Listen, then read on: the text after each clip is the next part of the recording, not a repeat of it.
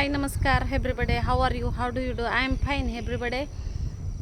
तर तुम्हाला सगळ्यांना वाटत असन की राधी कुठं तर रानातच गेली काय की कामाला. तर रानात कामाला कुठं गेलेली नाही मी. तर हे आपल्या दारातलं वातावरण आहे. हे बघा इथं आपलं घर आहे. घरातनं बाहेर निघलं की हा का आपल्या दारातलं असं वातावरण आहे. सगळं एकदम फॅन्टॅस्टिक. कसं दिसतंय आहे का नाही. आणि हा बघा इकडं तळ, हे पाऊल वाटा आणि असा बंधारा आहे का नाही, एकदम फंटास्टिक.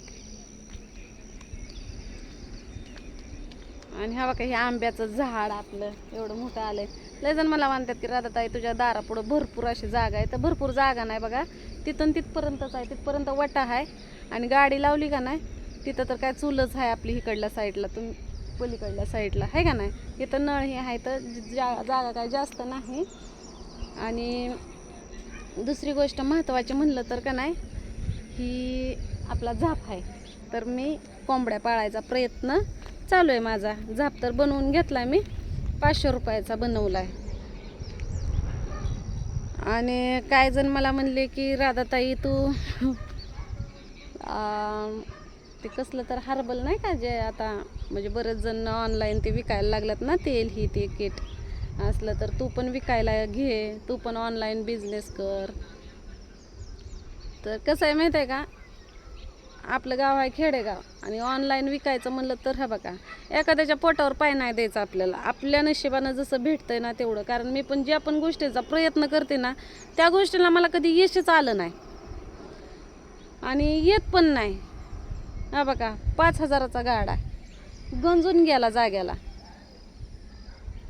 काहीतरी इच्छा अपेक्षा होतीच आहे का नाही. मला यश येत नाही, त्यामुळं मी आता काय म्हणलं माहिती आहे का, आपल्याला कुठला बिझनेस कराय न ग आणि स्वतः पदर भांडवल गुंतवून असं काहीतरी करायला बी न ग आणि काहीच न ग. कुठलं औषधं विकायचं नाही, कुठलं काहीच करायचं नाही आहे का नाही. आणि पहिली गोष्ट तर का नाही, करणाऱ्याला करून द्यायचं, आपण त्यांच्या पोटावर पाय द्यायचं नाही. आपल्याला जे दुसरं काय करू वाटलं तर करायचं.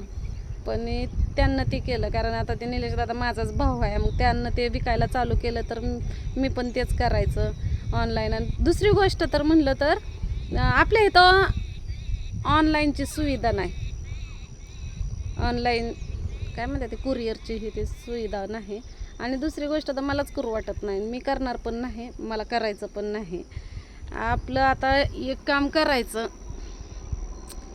कोंबड्या घेणे, पाळणे आणि आखाडाच्या महिन्यात कोंबडं विकायचं, त्यांची अंडी विकायची. नाही इकणं झाले तर ती काय वाया जात नाही. आपले घरी लेकरं बाळं खाऊ पिऊ घालायचे, त्यांना बी घालायचे. पाहुणं रावळं आलं त्यांना पण घालायचं खायला. पण ही पाहुणं रावळं का नाही उपजाराची येऊन दे नाही ती बघा, उपजाराची येऊन दे नाही तर मला. आपण जीव लावतो व सगळ्यांना म्हणून आपल्याकडे येतात ते. भले मी त्यांच्या संग रागाच्या भारात बोलत असन पण परत गोड पण बोलते ना. आणि सगळ्यांना माझा स्वभाव माहिती झाला, त्यामुळं काही एवढं कोण माझ्यावर रागवत नाही. पहिलं तुम्हाला सांगू का, सगळ्यांना त्रास दिला, पण आता सगळे गोडी गुलाबीनं राहतात ना. आणि मला तेवढंच पाहिजे, आपल्याला कोणी नातेवाईक नाहीत आपल्या रक्तामासाचे. माहेरच्या बाजूला कुठं जाईल कुणाकडं म्हणलं तर कुणी नाही आपल्याला. म्हणून ह्या बाकीच्यांना मी धरायला जाते, झालेल्या गोष्टी सोडून देते, नव्यानं सुरुवात करते. चल झालं हे झालं, महागटलं, इथून पुढं चांगलं राहावं. मी प्रयत्न करते पण माझ्याबरोबर तसं घडतं. आणि बिझनेस पण काहीतरी करावं, काहीतरी करावं, पण ते बिझनेस तर काय माझ्याच्यानं होत नाही म्हणजे मला इथला यशच येत नाही. आणि ते फुकट भांडवल गुंतवायचं आणि त्याचं नुकसान करून घ्यायचं आणि हे ते काय नाही. आता आपल्या इथला कारखाना जर चालू झाला तरच मी काय विकलं तर नाही. तर तुम्हाला सांगते मकाची कणसं आहे ते ये की बाहेर, पाणी आण ना पाणी. स्वाती मला चहा प्या बोलवायला लागली, जाऊ का नको, येऊ का नको.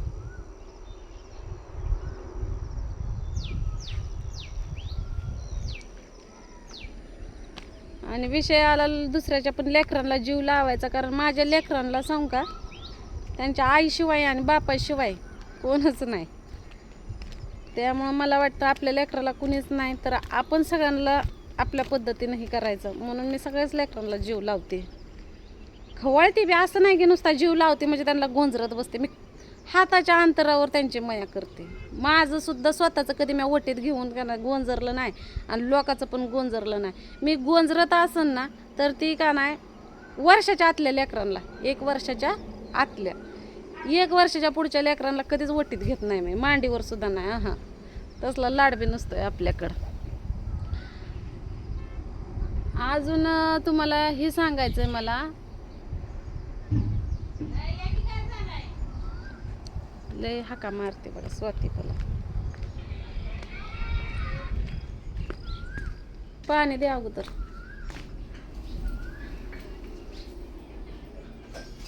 भाऊजी काय झोपलं होतं का दिवस? का ग नवीन साडी अशी टांगून ठेवली?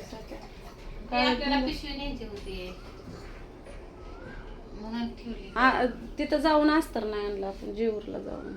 लय आज दवाखान्यात स्वातीचं बी तेवढंच पैसे गेलं, माझं लय गेलं, स्वातीचं थोडं कमी तर गेलं.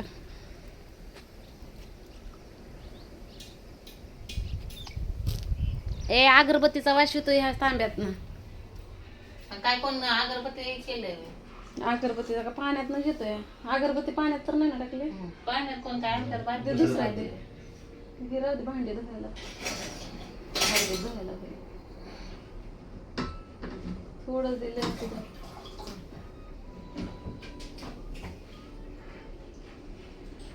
लय किती गेलं? 100 रुपये जास्त गेले ते माझ्यापेक्षा. तुमचं लय कुठं गेलं तर? किती माझं 100 रुपये फी आणि किती गोळ्या किती? 300. हा, मग झालं की किती? 400. आणि तुझं किती गेलं? 350. 50 रुपये तर गेलं की जास्त.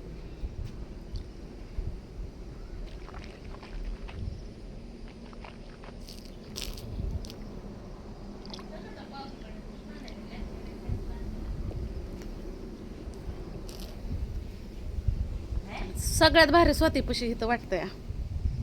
दारात तुळस, हिरवगार सारवण, भांडी घासलेलं, तिथं पाण्याचं बॅलर, हे ते चौकून हिरवळ.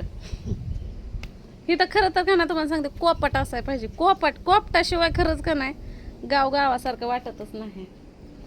तिला बांध म्हणते कोपाट, तर कुठं ऐकते तेव्हा. तिला म्हणलं की थोडं कोपाट बांधायला सुद्धा मी मदत करते. म्हणलं अजून काय नाही. तिथं काय पैसा लागतोय कपाट बांधायला? कुठं तेव्हा आताच मेड्या तोडून आणायच्या.